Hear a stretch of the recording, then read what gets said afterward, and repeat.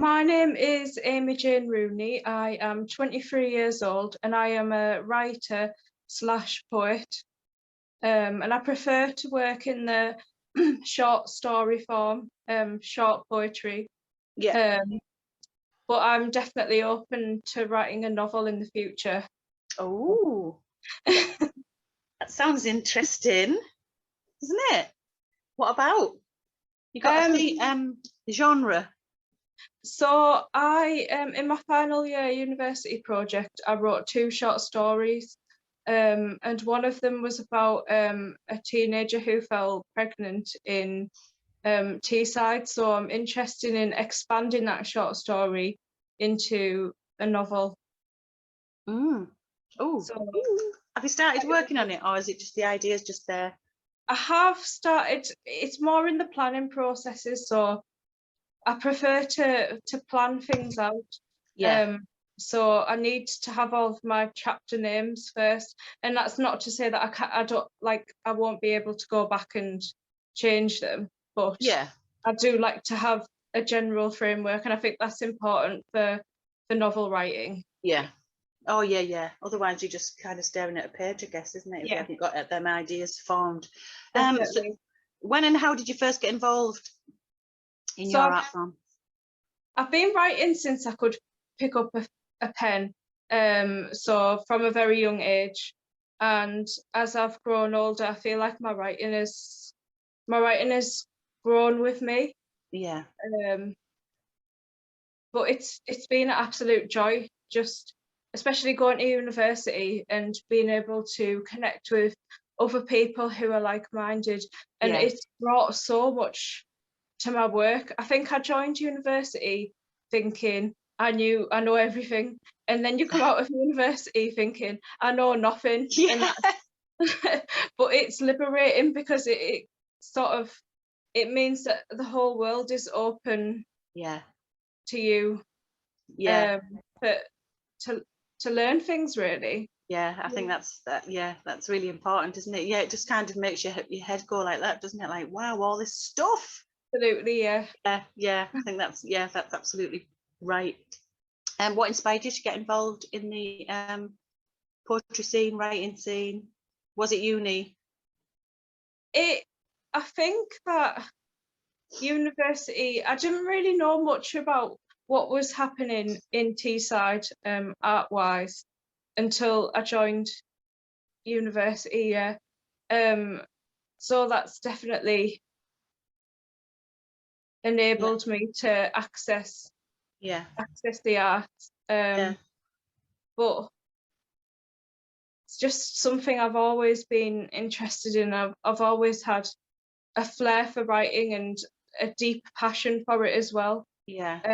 So when I was choosing my degree, I actually went into university on the psychology and counselling course. Oh, that's what you started with? Yeah, I did. And Okay. I just couldn't shake off wanting to study English, so I organised a meeting with the leader and I said, please let me on the course, and he was like, oh, it's a bit late. But then I started coming out with all these offers and he was like, okay, I'll let you on. You wowed him with your authors. Well, that's really interesting. I didn't know that, Aimee. I didn't know you started on a different yeah. Oh, that was definitely the right decision, wasn't it? 100%, yeah. Yeah. So you feel like that was definitely the right thing for you to do, yeah? I do. You know, I mean, look at your writing's amazing. Thank you. Oh, wow, God, I didn't know that. Who are your major influences? Inspiration? So I think that the two major authors that have influenced me, who I wrote about in my dissertation on the English side of my degree, like aside from the creative writing side, are Angela Carter and Margaret Atwood, both brilliant authors who write about women's experiences. And Angela Carter especially has lots of magical realist influences, which I am really interested in, because I do like to write about Teesside, but there's a lot of magic in the sort of mundaneness of Teesside. So aside from these authors, I'm interested in just mundane things, as I said, like when you wake up, the first sip of coffee, watching the rain, just things like that. I think there's a lot just of ordinary stuff. yeah. And I do have to say, I do find Kev Howard's work very inspirational. I agree with you. He's Yeah, amazing, isn't he? Amazing photographer. Well, I suppose he photographs the ordinary, doesn't he? The everyday that's just there, like the sea, the people walking around. So yeah, and turns it into something quite beautiful. absolutely, yeah. Quite haunting at times, yeah. So yeah, I can see where you get inspiration from his photographs. Yeah. Oh, Kev. Oh, wait to see. Oh, I've got like a little pang there for people when you're mentioning him. And yeah, Margaret Atwood, both of those writers, yeah, absolutely amazing. And kind of, I don't know, Margaret Atwood must have been like some kind of psychic, because she said she used all her books are from things that have happened to women in history. So yeah. So you've mentioned your formal education. Do you collaborate? Have you ever collaborated with anybody? And if not, would you like to? I have never collaborated because I've always seen my work as a very private, insular experience, but I'm definitely up for collaborating because I think I've grown in confidence in the past few years, you know, the reading my work out. But I'm especially interested in marrying the visual arts with the written word. So I would love to, you know, respond to some visual art. Definitely interested in that. I think you can still collaborate even if you write alone. Yeah. You can still bounce your words off somebody's other art form and still keep that little bit of you know, your writing still can be intimate to you. Yeah. But I think you'd be great at collaborating. I'd collaborate with you. Oh, I'm definitely interested in that. Drop me a line. Yeah, all right. I think I can remember the first time I saw you perform. I can remember it really vividly. It was at Blacklight Engine Room. Yeah. I think it was you and Jade. Yeah. I'd been to an event and I sat next to you two. It was the first time I met you both, and I sat next to you. Yeah, and you were fantastic. It was a poem about that was inspired by Red Riding Hood. It was, yeah. I was. That's where that was a wonderful poem. Yeah, that's where I think my influence of Angela Carter came in, because her retellings, her dark retellings of fairy tales are absolutely brilliant. And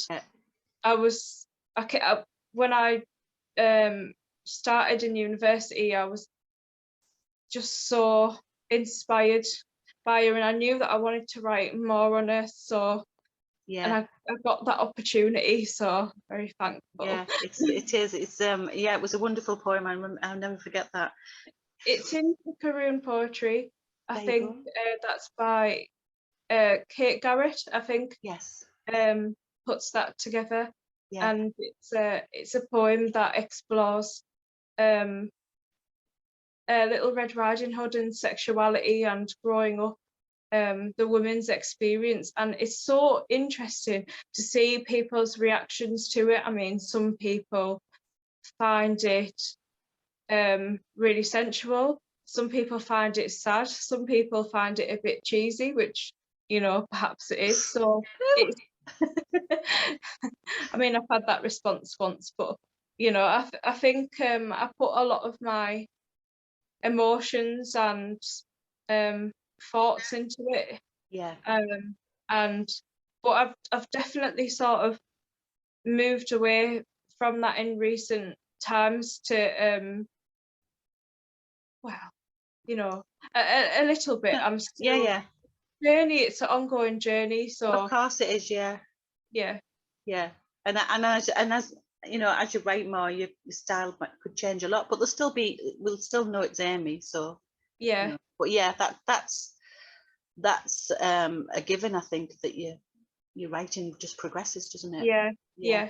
Yeah. Why the creative art's important to you, Aimee? I think that it connects people, and it connects people in a way that words and, you know, just communicating outside the arts necessarily don't. You can have two completely different people with completely different interests. They'll look at a piece of work or read a piece of work, and then they will start that, you know, they'll say to each other, oh, that's beautiful, and it sparks the conversation. And especially the way that the world is at the moment, we need that connection. And I think that people who are creative and are linked with the arts, they need that creative outlet. I mean, I don't know where I'd be without writing. It's it's nourishing. it is, yeah. And it's just ingrained, you know. It's an impulse that I have to feed, really. And the world needs it, doesn't it? Absolutely, it does.